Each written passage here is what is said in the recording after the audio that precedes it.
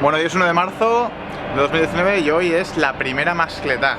La primera mascletá oficial de las fallas 2019. Así que vamos a ver qué tal se ve desde aquí.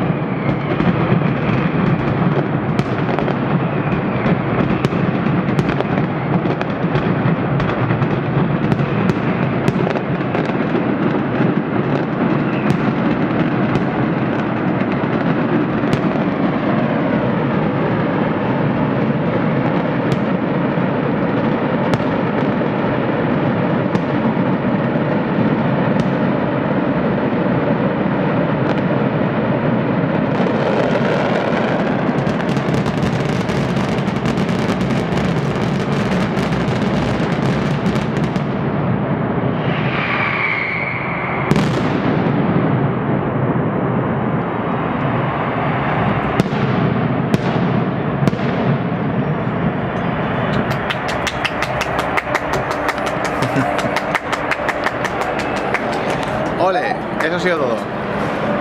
Y ahora podemos analizar hacia dónde se mueve la voluta de humo de la mascletá. Y ahí la vemos. Ahí está la plaza. Y la voluta se mueve para allá. Es como una nube.